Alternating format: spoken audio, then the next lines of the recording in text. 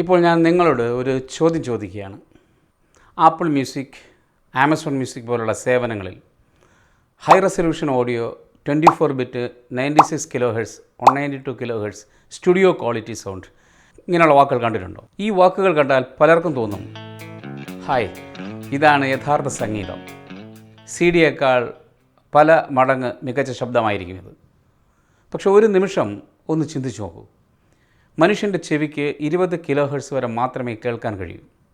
അങ്ങനെയെങ്കിൽ 96 kilo ഹെർട്സും 192 kilo ഹെർട്സും ഉള്ള ഓഡിയോയുടെ പ്രയോജനം എന്താണ്? അതിലും വലിയ ചോദ്യം, ആയിരക്കണക്കിന് രൂപ വിലയുള്ള ഹൈ റെസൊല്യൂഷൻ ലോഗോ ഉള്ള ഹെഡ്ഫോണുകളും ഡാക്കുകളും വാങ്ങുന്ന ആളുകൾ യഥാർത്ഥത്തിൽ എന്തെങ്കിലും അധികമായി കേൾക്കുന്നുണ്ടോ? അതോ നമ്മൾ കേൾക്കുന്നു എന്ന് മാത്രം വിശ്വസിക്കുകയാണോ? Hello dear friends, welcome to Rombo science. ഇന്നത്തെ വീഡിയോയിൽ ഹൈ റെസൊല്യൂഷൻ ഓഡിയോ എന്ന ആശയത്തെ വളരെ ശാസ്ത്രീയമായി നമുക്ക് പരിശോധിക്കാം. ആദ്യം ഹൈ റെസൊല്യൂഷൻ ഓഡിയോ എന്താണെന്ന് നോക്കാം. സാധാരണ ഒരു ഓഡിയോ സി ഡിയിലുള്ള സംഗീതം 16 ബിറ്റ് 44 കിലോ ഹെർട്സ് എന്ന നിലവാരത്തിലാണ് സ്റ്റോർ ചെയ്തിരിക്കുന്നത്. എന്നാൽ ഹൈ റെസൊല്യൂഷനിൽ സാധാരണയായി 24 bit 48 kilo hertz, 96 kilo hertz, 192 kilo hertz തുടങ്ങിയ ഉയർന്ന നമ്പേഴ്സിൽ രേഖപ്പെടുത്തിയിരിക്കുന്ന കണ്ടിട്ടുണ്ട്. മാർക്കറ്റിംഗ് പരസ്യങ്ങളിൽ ഈ സംഖ്യകൾ വളരെ ആകർഷകമായി അവതരിപ്പിക്കാറുമുണ്ട്. വലിയ സംഖ്യ എന്നാൽ കൂടുതൽ ഗുണമേന്മ എന്ന ധാരണയാണ് നമുക്ക് പലർക്കും ഉള്ളത്. എന്നാൽ ഓഡിയോ ലോകത്ത് അത് എല്ലായ്പ്പോഴും ശരിയല്ല. ഇവിടെ കാണുന്ന കിലോ ഹെർട്സ് എന്നത് സാമ്പിളിംഗ് റേറ്റാണ്. അപ്പോൾ എന്താണ് സാമ്പിളിംഗ് റേറ്റ് എന്ന് മനസ്സിലാക്കണം. ഒരു അനലോഗ് ശബ്ദ തരംഗത്തെ ഡിജിറ്റൽ രൂപത്തിലാക്കുമ്പോൾ സിഗ്നലിൻ്റെ അളവുകൾ ഓരോ നിമിഷത്തിലും റീഡ് ചെയ്യുന്നു. ഇങ്ങനെ ഒരു സെക്കൻഡിൽ എത്ര തവണ അളക്കുന്നു എന്നതാണ് സാമ്പിളിംഗ് റേറ്റ് കൊണ്ട് ഉദ്ദേശിക്കുന്നത്. സി ഡി ഓഡിയോയിൽ ഇത് 44,100 തവണയാണ്, അതായത് 44.1 കിലോ ഹെർട്സ്. എന്ന് വെച്ചാൽ ഒരു സെക്കൻഡിലെ ശബ്ദത്തെ 44,100 പോയിൻറ്റുകളായി രേഖപ്പെടുത്തുന്നു. ഒരു 100 ഹെർട്സ് സൈൻ വേവ് ഉണ്ടെന്ന് നിങ്ങൾ കരുതുക. അപ്പോൾ അതിൻ്റെ ഫ്രീക്വൻസി 100 ഹെർട്സ്, അതായത് ഒരു സെക്കൻഡിൽ 100 തരംഗങ്ങൾ ഉണ്ടാകുന്നു. സാമ്പിളിംഗ് റേറ്റ് 200 ഹെർട്സ് ആണെങ്കിൽ അനലോഗ് ടു ഡിജിറ്റൽ കൺവേർട്ടർ ഒരു സെക്കൻഡിൽ 100 വേവുകളുടെ 200 സാമ്പിൾ പോയിൻറ്റ്സ് എടുക്കും. ഇതെന്തുകൊണ്ടാണ് 200 ഹെർട്സ്? ഇവിടെയാണ് നൈക്വിസ്റ്റ് റേറ്റ് എന്ന സുപ്രധാനമായ ഒരു ശാസ്ത്രീയ തത്വം വരുന്നത്. ഒരു അനലോഗ് സിഗ്നലിലുള്ള ഏറ്റവും ഉയർന്ന ഫ്രീക്വൻസിയുടെ ഇരട്ടിയിൽ അധികം സാമ്പിളിംഗ് ഫ്രീക്വൻസി ഉണ്ടെങ്കിൽ മാത്രമേ ആ സിഗ്നലിനെ ഡിജിറ്റൽ രൂപത്തിലാക്കിയ ശേഷം യാതൊരുവിധ വിവരനഷ്ടവും കൂടാതെ കൃത്യമായി പുനർനിർമ്മിക്കാൻ കഴിയും. മനുഷ്യൻ്റെ കേൾവിശക്തിയുടെ പരമാവധി പരിധി എന്നത് ഏകദേശം 20 കിലോ ഹെർട്സ് ആണെങ്കിൽ 40 കിലോ ഹെർട്സിൽ കൂടുതലുള്ള സാമ്പിളിംഗ് റേറ്റ് മതിയാകും. സി ഡി ഓഡിയോയുടെ 44.1 കിലോ ഹെർട്സ് ഇതിനേക്കാൾ കൂടുതലാണ്. ആയതിനാലാണ് ഓഡിയോ സി ഡിയുടെ നിലവാരം നിശ്ചയിക്കുമ്പോൾ 44.1 കിലോ ഹെർട്സ് തിരഞ്ഞെടുത്തത്. ഇവിടെ ഒരു പ്രധാന ചോദ്യം വരാം. മനുഷ്യന് 20 കിലോ ഹെർട്സ് വരെ മാത്രമേ കേൾക്കാൻ കഴിയുമെങ്കിൽ ലോകത്തിലെ പ്രമുഖ മ്യൂസിക് സ്റ്റുഡിയോകൾ എന്തിനാണ് 96 കിലോ ഹെർട്സിലും 192 കിലോ ഹെർട്സിലും സംഗീതം സാമ്പിൾ ചെയ്ത് റെക്കോർഡ് ചെയ്യുന്നത്? ഇതിനുള്ള ഉത്തരം മനസ്സിലാക്കാൻ ഒരു ഡിജിറ്റൽ ക്യാമറയെക്കുറിച്ച് നമുക്ക് ചിന്തിക്കാം. ഒരു ഫോട്ടോഗ്രാഫർ ഒരു ചിത്രമെടുക്കുമ്പോൾ പലപ്പോഴും റോ ഫോർമാറ്റിലായിരിക്കും ചിത്രം പകർത്തുന്നത്. റോ ഫയൽ വളരെ വലുതാണ്. സാധാരണ ജെപെഗ് ഫോട്ടോയേക്കാൾ പല മടങ്ങ് കൂടുതൽ വിവരങ്ങൾ അതിലുണ്ടാകും. എന്നാൽ ആ വലിയ റോ ഫയൽ നേരിട്ട് ആളുകൾക്ക് കൊടുക്കാറില്ല. എന്തുകൊണ്ടാണ് റോ ഫയൽ ഉപയോഗിക്കുന്നത്? കാരണം ഫോട്ടോ എഡിറ്റ് ചെയ്യേണ്ടതായിട്ടുണ്ട്. നിറങ്ങൾ മാറ്റണം, ബ്രൈറ്റ്നസ് ക്രമീകരിക്കണം, ചില ഭാഗങ്ങൾ ക്രോപ്പ് ചെയ്യേണ്ടി വരും. ഇതെല്ലാം ചെയ്താലും ചിത്രത്തിൻ്റെ ഗുണനിലവാരം നഷ്ടപ്പെടാതിരിക്കാൻ കൂടുതൽ വിവരങ്ങൾ ആദ്യമേ തന്നെ റെക്കോർഡ് ചെയ്തു വയ്ക്കണം. അതാണ് ഈ റോ ഫയൽ. ഓഡിയോ ലോകത്തും ഇതുതന്നെയാണ് സംഭവിക്കുന്നത്. സ്റ്റുഡിയോയിൽ ഒരു പാട്ട് റെക്കോർഡ് ചെയ്ത ശേഷം അത് ഉടൻ ഉപയോഗിക്കുകയല്ല ചെയ്യുന്നത്. അതിൽ equalisation, compression, reverb, echo, distortion തുടങ്ങിയ നിരവധി ഡിജിറ്റൽ പ്രോസസ്സിങ്ങുകൾ നടത്തുന്നു. ഈ പ്രോസസ്സിങ്ങുകളെല്ലാം കമ്പ്യൂട്ടറിൽ നടക്കുന്ന സങ്കീർണമായ ഗണിത കണക്കുകൂട്ടലുകളാണ്. ഈ കണക്കുകൂട്ടലുകൾക്കിടയിൽ മനുഷ്യന് കേൾക്കാൻ കഴിയാത്ത ഉയർന്ന ഫ്രീക്വൻസികളിൽ ചില അനാവശ്യമായ ശബ്ദങ്ങളും വികലതകളും, അതിന് ഡിജിറ്റൽ ആർട്ടിഫാക്ട്സ് ആൻഡ് നോയ്സ് എന്നാണ് പറയുന്നത്, ഇത് രൂപപ്പെടാം. നമ്മൾ 44.1 കിലോ ഹെർട്സ് എന്ന സാധാരണ നിരക്കിലാണ് ശബ്ദം റെക്കോർഡ് ചെയ്യുന്നതെങ്കിൽ ഈ അനാവശ്യ ശബ്ദങ്ങൾ, നോയ്സ്, തിരികെ നമ്മൾ കേൾക്കുന്ന ശബ്ദപരിധിക്കുള്ളിലേക്ക്, ഓഡിബിൾ റേഞ്ചിലേക്ക് കടന്നുകൂടാൻ സാധ്യതയുണ്ട്. ഇത് പാട്ടിൻ്റെ ഗുണനിലവാരം കുറയ്ക്കും. എന്നാൽ 96 കിലോ ഹെർട്സ് പോലുള്ള ഉയർന്ന സാമ്പിളിംഗ് റേറ്റ് ഉപയോഗിക്കുമ്പോൾ ഈ പ്രശ്നങ്ങൾ മനുഷ്യന് കേൾക്കാൻ കഴിയാത്ത വളരെ ഉയർന്ന ഫ്രീക്വൻസി മേഖലയിലേക്ക് തന്നെ നിലനിർത്താൻ സാധിക്കും.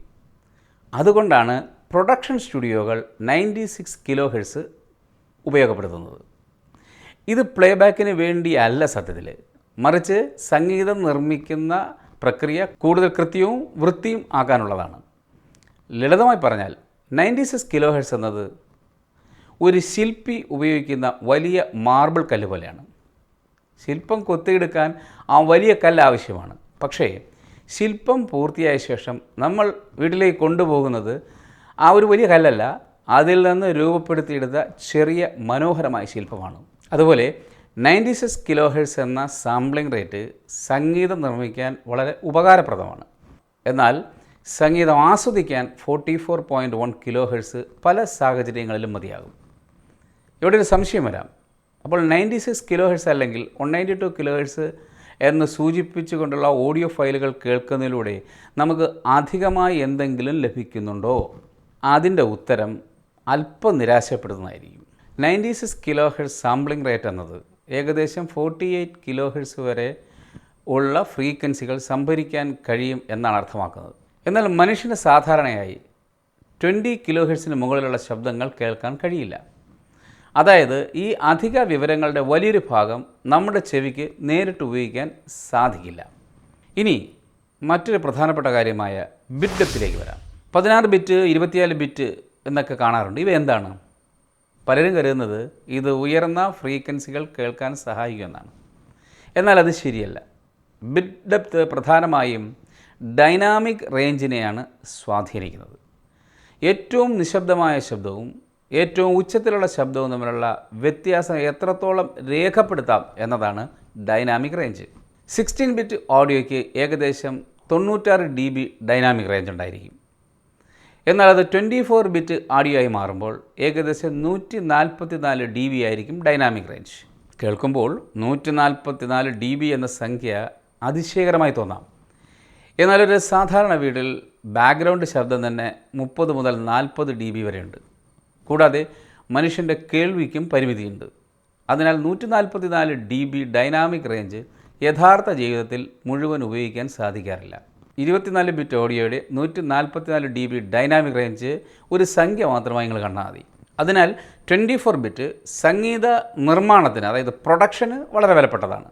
പക്ഷേ സംഗീതം ആസ്വദിക്കാൻ 16 ബിറ്റിനെ അപേക്ഷിച്ച് എല്ലാവർക്കും വ്യക്തമായ വ്യത്യാസം അനുഭവപ്പെടണമെന്നില്ല. ഇപ്പോൾ ഒരു രസകരമായ പരീക്ഷണം ചിന്തിക്കാം. ഒരേ പാട്ട് 2 പതിപ്പുകളിൽ നിങ്ങൾ കേൾപ്പിക്കുന്നു. ഒന്ന് CD ക്വാളിറ്റി, മറ്റൊന്ന് ഹൈ റെസൊല്യൂഷൻ ഓഡിയോ. ഏതാണെന്ന് നിങ്ങളോട് പറയുന്നില്ല. നിങ്ങൾക്ക് കൃത്യമായി ഇത് തിരിച്ചറിയാൻ കഴിയുമെന്ന് തോന്നുന്നുണ്ടോ? ലോകമെമ്പാടും നടത്തിയ നിരവധി ബ്ലൈൻഡ് ലിസണിംഗ് ടെസ്റ്റ് ഈ ചോദ്യത്തിന് ഉത്തരം കണ്ടെത്താൻ ശ്രമിച്ചിട്ടുണ്ട്. അതിശയമെന്ന് പറയട്ടെ, പല ആളുകൾക്കും CD ക്വാളിറ്റിയും ഹൈ റെസൊല്യൂഷൻ ഓഡിയോയും തമ്മിലുള്ള വ്യത്യാസം സ്ഥിരമായി തിരിച്ചറിയാൻ കഴിഞ്ഞിട്ടില്ല. പരിശീലനം നേടിയ ചില ഓഡിയോ എഞ്ചിനീയർമാർക്ക് പോലും എല്ലായ്പ്പോഴും കൃത്യമായി തിരിച്ചറിയാൻ കഴിഞ്ഞിട്ടില്ല. ഒരു ഫയൽ ഹൈ റെസൊല്യൂഷൻ ഓഡിയോ ആണെന്ന് മുമ്പേ പറഞ്ഞാൽ അത് കൂടുതൽ മികച്ചതായി തോന്നാൻ സാധ്യതയുണ്ട്. അത് നമ്മൾ എക്സ്പെക്റ്റേഷൻ ബയാസ് എന്നാണ് വിളിക്കുന്നത്. വില കൂടിയ ഹെഡ്ഫോൺ ധരിക്കുമ്പോൾ നമുക്ക് ശബ്ദം കൂടുതൽ നല്ലതായി തോന്നുന്ന പോലെയാണ് ഹൈ റെസൊല്യൂഷൻ എന്ന ലേബലും നമ്മുടെ പ്രതീക്ഷകളെ സ്വാധീനിക്കുന്നു. ഇത് കേട്ട് ചിലർ ചോദിച്ചേക്കാം, ഹൈ റെസൊല്യൂഷൻ ഓഡിയോ വെറും മാർക്കറ്റിംഗ് മാത്രമാണോ? അതിനുള്ള ശരിയായ ഉത്തരം ഭാഗികമായി അതെ, ഭാഗികമായി അല്ല. സംഗീതം നിർമ്മിക്കുന്ന ലോകത്ത് ഹൈ റെസൊല്യൂഷൻ ഓഡിയോ വളരെ പ്രയോജനകരമാണ്. പക്ഷേ സംഗീതം കേൾക്കുന്ന ലോകത്ത് അതിൻ്റെ ഗുണം പല പരസ്യങ്ങളും അവകാശപ്പെടുന്നത് പോലെ അത്ര വമ്പിച്ചതായിരിക്കണമെന്നില്ല. 24 ബിറ്റ് ഓഡിയോയുടെ അധിക ഡൈനാമിക് റേഞ്ച് എന്നത് ഒരു മെച്ചം തന്നെയാണ്.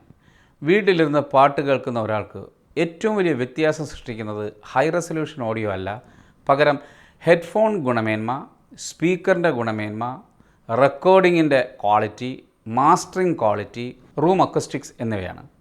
ഇവിടെ മറ്റൊരു പ്രധാന കാര്യമുണ്ട്. പല സ്ട്രീമിംഗ് സേവനങ്ങളിലും ഹൈ റെസൊല്യൂഷൻ ഓഡിയോ എന്ന പേര് ലഭിക്കുന്ന ഗാനങ്ങൾക്ക് CD ക്വാളിറ്റി പതിപ്പിനേക്കാൾ വ്യത്യസ്തമായ മാസ്റ്ററിംഗ് ഉപയോഗിച്ചിട്ടുണ്ടാകാം. അപ്പോൾ നമ്മൾ കേൾക്കുന്ന വ്യത്യാസം ഹൈ റെസൊല്യൂഷൻ പ്ലേബാക്ക് ആയതിനാലല്ല, മറിച്ച് മാസ്റ്ററിംഗ് വ്യത്യസ്തമായതിനാലാണ്.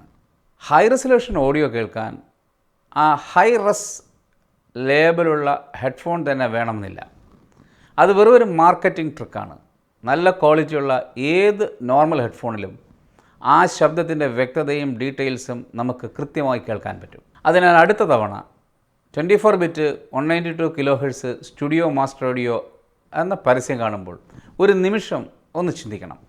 കൂടുതൽ സംഖ്യ എല്ലായ്പ്പോഴും കൂടുതൽ നല്ല ശബ്ദം എന്നർത്ഥമില്ല. ഹൈ റെസൊല്യൂഷൻ ഓഡിയോ ഒരു സാങ്കേതിക നേട്ടമാണ്, പക്ഷേ സാധാരണ ശ്രോതാവിന് അതെല്ലായ്പ്പോഴും കേൾക്കാവുന്ന നേട്ടമാകണമെന്നില്ല.